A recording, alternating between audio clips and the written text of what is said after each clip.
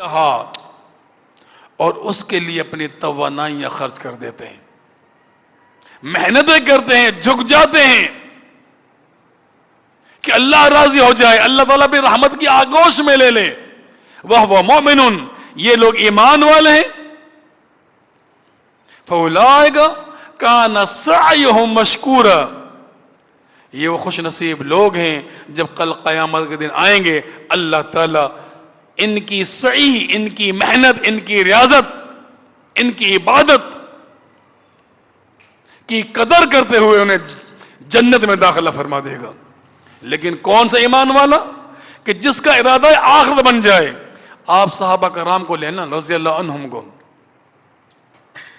کہ جب بھی وہ جو شخص بھی ایمان لایا، چاہے وہ دیہاتی ہی کیوں نہ ہو،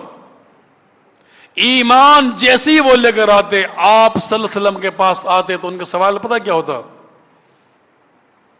کہ دلونی علی عمل اذا عملتہ دخل الجنہ، کہ اللہ کے رسول صلی اللہ علیہ وسلم ہمیں ایسا عمل بتا دیں جسے ہم کر لیں اللہ ہمیں جنت دے دیں۔ یہ ایمان ہے، یعنی جیسے ہی ایمان دلوں میں داخل ہوتا ہے تو انسان کی سوچوں کا جو محور ہے وہ جنت بن جاتا ہے، کہ مجھے ہر حال میں جنت حاصل کرنی ہے، جہنم سے اپنے آپ کو بچانا ہے۔ یہ بات آپ سمجھ لیں کہ جنت آپ کے عمل کی قیمت نہیں ہے، یہ سوچ لیجئے گا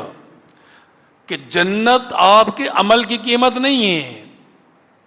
جنت اللہ تعالیٰ کی رحمت کے ذریعے سے حاصل ہوتی ہے۔ یعنی آپ ایسے عمل کریں جو اللہ تعالیٰ کی رحمت کا مستحق بن جائیں، کیونکہ سیدنا جابر رضی اللہ فرماتے ہیں، صحیح مسلم کی حدیث ہے، کہ آپ صلی اللہ علیہ وسلم نے صحابہ کرام سے فرمایا تھا کہ لا يدخل احدکم عملہ الجنہ ولا یجیر من النار ولا انا الا برحمت اللہ۔ آپ صلی اللہ علیہ وسلم نے صحابہ کرام سے فرمایا رضی اللہ عنہم کہ میرے صحابہ، تم میں سے کوئی بھی شخص، یہ کس سے کہا جا رہا ہے؟ صحابہ کرام سے، عام بندوں سے نہیں کہا جا رہا، کہ لا يدخل احدکم عملہ الجنہ، تم میں سے کسی بھی شخص کا عمل اسے جنت میں داخل نہیں کر سکتا، ولا یجیر من النار، اور نہ جہنم سے بچا سکتا ہے، ولا انا، مجھ پیغمبر کو بھی نہیں، میرا عمل بھی مجھے نہ جنت میں داخل کر سکتا ہے نہ جہنم سے بچا سکتا ہے۔ تصور کر سکتے ہیں آپ؟ الا برحمت اللہ، جب تک اللہ تعالیٰ کی رحمت اپنی آغوش میں نہ لے لیں۔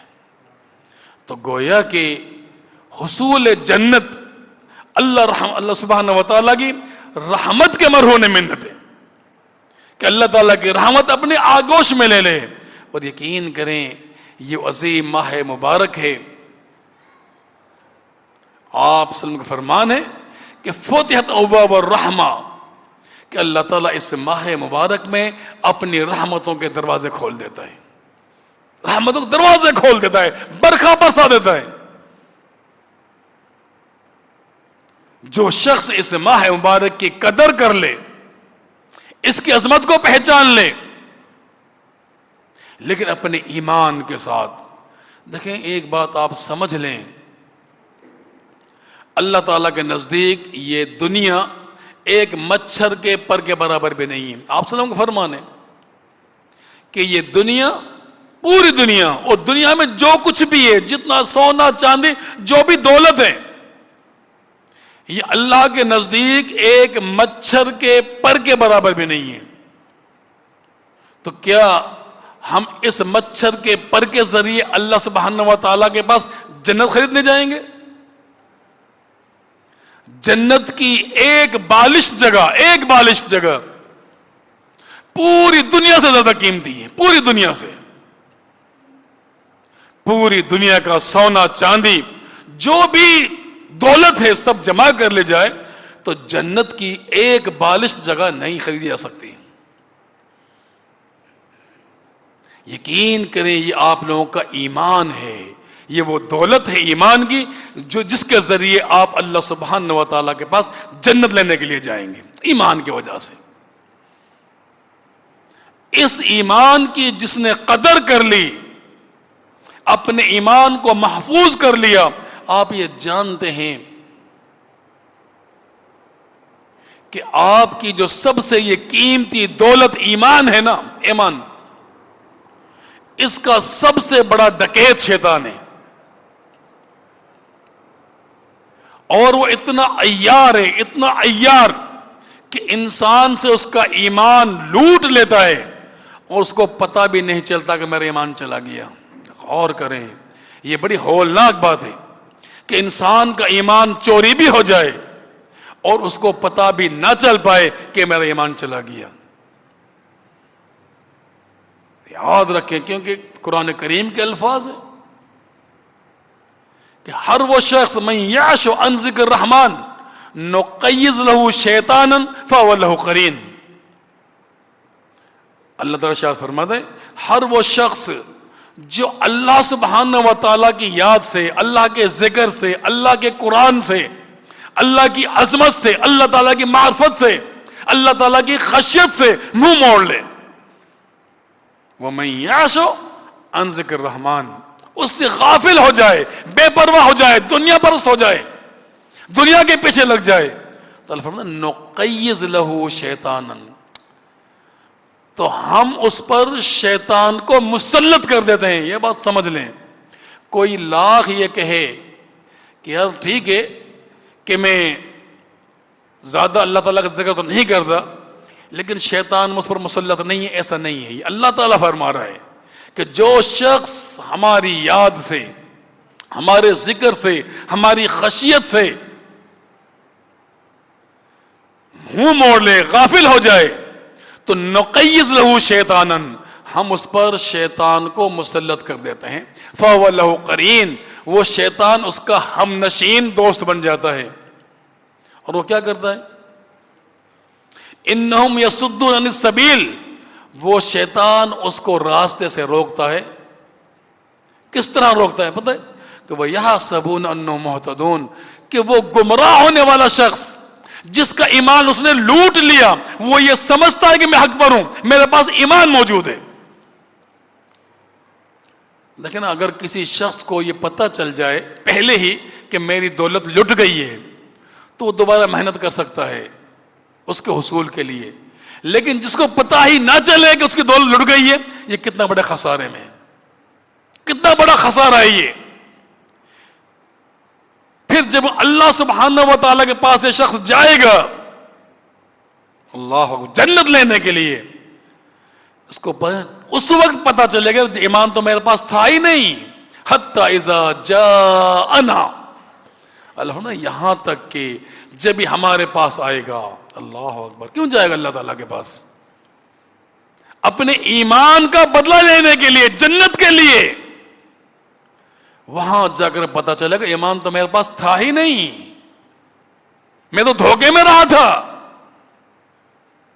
اس وقت اس شیطان سے وہ کہے گا قال یا لیتا، وہ کہے گا ہائے افسوس، ہائے میری ہلاکت، کاش بینی و بینک بعد المشرقین، میں شیطان میرے اور تمہارے درمیان دو مشرقوں کا فاصلہ ہوتا، وہ بیس القرین، تو بدترین دوست تھا، مجھے لوٹ لیا، میرا ایمان چلا گیا اور مجھے پتہ بھی نہ چلا۔ ساتھ یقین کریں اگر اس ایمان کے بغیر اللہ کے پاس گئے تو کوئی جنت نہیں ہے۔ آپ جانتے ہیں، بارہا سن چکے ہیں، ہر وہ شخص جو کلمہ پڑھنے کے بعد ایمان میں داخل ہوتا ہے نا، وہ اللہ تعالیٰ سے سودا کرتا ہے، اللہ تعالیٰ سے ایک سودا کرتا ہے۔ یہ سورہ توبہ آیت نمبر 111 میں آپ دیکھ لیں کہ ان اللہ اشترى من المؤمنین انفسهم واموالهم بان لهم الجنہ، کہ اللہ تعالیٰ نے سودا کر لیا ہے، خرید لیا ہے ہر اس شخص سے جو کلمہ پڑھ لے، ایمان کا دعویٰ کر لے۔ ہم سب وہ اس میں شامل ہیں، ہم نے کلمہ پڑھا ہے، ایمان کا دعویٰ بھی کیا ہوا ہے، تو ہر وہ شخص جس نے ایمان کا دعویٰ کر لیا اللہ تعالیٰ سے سودا کرتا ہے کہ اللہ میری جان اور میرا مال تیرا اور جنت میری. یہ ہر شخص، اللہ فرماتا ہے میں نے ہر شخص سے، ہر ایمان والے سے یہ سودا کر لیا ہے کہ ان اللہ اشترى من المؤمنین انفسهم واموالهم بان لهم الجنہ، کہ میں نے خرید لیا ہے ہر ایمان والے سے اس کی جان کو، اس کے مال کو جنت کے بدلے میں. دیکھیں ساتھیو، جب ہم یہ اپنی مرضی سے، دیکھیں اللہ نے ہمیں فورس نہیں کیا ایمان لے کر آؤ، جب ہم اپنے مرضی سے ہم نے ایمان قبول کر کے اللہ تعالیٰ سے یہ سودا کر لیا کہ اللہ میری جان اور مال تیرا اور جنت میری، تو پھر جب ہم اس جان کو لے کر جائیں تو یقین کریں پھر وہ جان اللہ تعالیٰ کے پاس جائے جو اللہ تعالیٰ کی خریدی ہوئی ہو، جس کا دماغ سوچے تو اللہ تعالیٰ کو، جس کی زبان بولے تو اللہ تعالیٰ کا ذکر کیونکہ بکا ہوا ہے، جس کی آنکھیں دیکھیں تو اللہ کی عظمت کو، اللہ کی خشیت کو، جس کی آنکھوں سے آنسو بہیں اللہ تعالیٰ کے خوف سے، جس کے کان سنے اللہ تعالیٰ کی کبریائی کو، جس کے دل میں خشیت ہو اللہ تعالیٰ کی، جس کی ٹانگیں چل کر جائیں اللہ کی طرف، ہاتھ اٹھے اللہ تعالیٰ کے لیے. جب یہ عمل ہو جائے تو سمجھ لیں کہ ہم نے حق ادا کر دیا، کیونکہ ہم اپنی جان کو بیچ چکے، ہمارے ہاتھ بک چکے، آنکھیں بک چکی، ٹانگیں بک چکی، دماغ بکا ہوا ہے اللہ تعالیٰ کے پاس. میں تو اکثر یہ مثال دیتا ہوں، میں اگر کسی دکان والے کے پاس جاؤں، اس سے سودا خرید لوں، اس کو پیسے دے دوں اور اس سے میں یہ کہہ دوں کہ بھائی تھوڑی دیر کے لیے اپنے پاس رکھ لیجئے گا میں آتا ہوں، اگر وہ اس سودے میں بے ایمانی کرے گا یا اپنی مرضی چلائے گا تو ہم کہیں گے بڑا بے ایمان ہے یار، میں نے تو خرید لیا تھا، رکھا تھا اس کے پاس، یہ تو بڑا بے ایمان نکلا،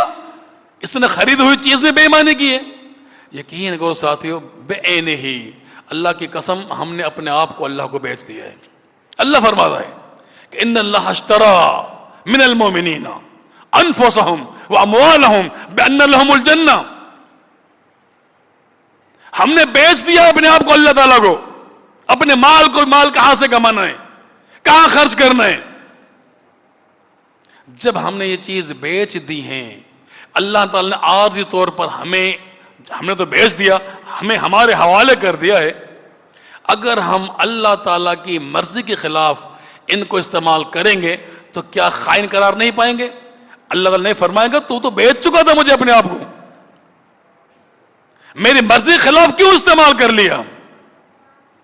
یاد رکھیں آپ کے ایمان کی قیمت جنت ہے. اگر اس ایمان کو صحیح معنوں میں اللہ تعالیٰ کی خشیت کے ساتھ اللہ کے پاس لے کر جائیں گے تو اس کا بدلہ جنت ہے. اور اگر اس ایمان میں کجی، بے ایمانی، دو نمبری کی، من مانی کی تو واللہ یقین کریں وہی حشر ہوگا جب اللہ تعالیٰ کے پاس پہنچیں گے اس ایمان کے ساتھ. اللہ تعالیٰ فرمائے ایمان تو تمہارے پاس ہے ہی نہیں، تم تو بے ایمان نکلے تھے، تم نے تو دھوکہ دہی کی تھی. تو یاد رکھیں یہ ماہ مبارک اللہ سبحانہ و تعالیٰ نے ہمیں دیا ہے. جب اس ایمان کی حقیقت، اس ایمان کا جو معیار ہے وہ ہمارے دلوں میں ہوگا اور اس کے ذریعے ہم عمل صالح کریں گے تو یقین کریں یہ ایمان اور یہ عمل صالح تقوی کا باعث ہے، جو آخرت میں کامیابی کا باعث ہے. کیونکہ ہر وہ شخص جو ایمان والا ہوتا ہے نا، ایمان والا، اس کو سب سے زیادہ محبت اللہ تعالیٰ سے ہوتی ہے. اور یہ قرآن کے الفاظ ہے کہ والذین آمنوا اشد حب للہ، کہ جو بھی ایمان والے ہیں وہ سب سے زیادہ محبت اللہ تعالیٰ سے کرتے ہیں. اب ہم خود اپنا فیصلہ کر لیں، کیا واقعی ہمیں سب سے زیادہ محبت اللہ تعالیٰ سے؟ نہیں، سوچ لیں ہم جو ہے نا خود، اگر سب سے زیادہ محبت اللہ تعالیٰ سے ہے تو یہ کامیابی کی اساس ہے. اور اگر اللہ تعالیٰ کے لیے ہمارے پاس ٹائم ہی نہیں ہے تو پھر یہ بہت بڑا جھوٹ ہے، بہت بڑا دھوکہ ہے، فریب ہے کہ جس سے ہم دعویٰ کر رہے ہیں کہ سب سے زیادہ محبت ہے، سب سے زیادہ دنیا سے محبت ہے، اس کے حصول کے لیے صبح سے نکلتے ہیں، ہر جگہ جاتے ہیں،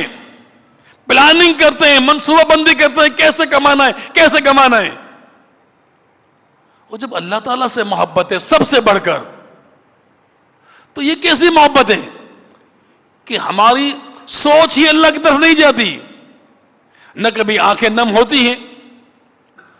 نہ کبھی اللہ تعالیٰ کی خشیت ہمارے دلوں میں جاگزی ہوتی ہے، نہ ہم اللہ تعالیٰ سے ڈرتے ہیں. حالانکہ ایمان والوں سے اللہ نے ایک ہی مطالبہ کیا ہے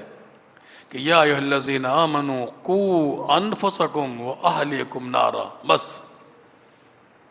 ایمان والو اپنے آپ کو اور اپنے گھر والوں کو جہنم کے اندر بننے سے بچا لو. تو یہ فکر ہے ایمان والے کی. اگر یہ فکر ہے کہ میں نے اپنے آپ کو، اپنے گھر والوں کو جہنم کا ایندھن بننے سے بچانے کے لیے پلاننگ کی ہے، یہ پلاننگ کر رہا ہوں یا سوچ رہا ہوں، تو ایمان ہے. اور اگر یہ پلاننگ نہیں ہے نا، یہ منصوبہ بندی نہیں ہے، کبھی سوچا ہی نہیں ہے کہ یار اپنے آپ کو جہنم سے کیسے بچاؤں، اپنے گھر والوں کو کیسے بچاؤں، اگر یہ سوچ نہیں ہے، محض دنیا ہے، میں نے یہ کما لیا، یہ کر لیا، اپنے اولاد کو یہ پڑھانا ہے، پلاننگ یہ کرنا ہے، وہاں پہنچانا ہے، ان اللہ تعالیٰ کی خشیت ہے ہی نہیں، تو یقین کر لیں ساتھیو، پھر ایمان کا وہ معیار ہمارے پاس نہیں ہے جو کل قیامت کے دن اللہ سبحانہ و تعالیٰ کے پاس جائے اور جنت کا مطالبہ کر دے. تو اللہ تعالیٰ سے دعا کریں کہ اللہ سبحانہ و تعالیٰ اس ماہ مبارک کی جو بھی برکتیں ہیں، جو بھی رحمتیں ہیں، مغفرتیں ہیں، اللہ تعالیٰ ہمیں ان کا مستحق بنا دے. اور اللہ سبحانہ و تعالیٰ ہمارے اندر ایمان کی اس کیفیت کو پیدا کر دے جو اللہ تعالیٰ کا مقصود ہے، جو اللہ تعالیٰ کو راضی کرنے کا ذریعہ بن جائے، جس اللہ تعالیٰ کو خوش کر دے. اللہ سبحانہ و تعالیٰ ہمیں سمجھنے کی اور عمل کی توفیق دے. اور آپ جانتے ہیں کہ ابھی یہ اعلان بھی آپ لوگوں نے سن لیا تھا کہ جو کل کی کیفیت تو آپ کو پتہ ہے، لیکن انشاءاللہ آج سے ہم کوشش کریں گے کہ جو ہمارا ہر سال تفسیر کا، مختصر تفسیر کا ایک جو دورانیہ چلتا ہے، انشاءاللہ تعالیٰ اب وہ باقاعدہ شروع کر دیا جائے گا باقاعدگی کے ساتھ. آپ لوگ آئیے گا، سنیے گا، انشاءاللہ بڑا فائدہ ہوگا. اللہ سبحانہ و تعالیٰ ہمیں عمل کی توفیق دے. وما توفیق الا باللہ.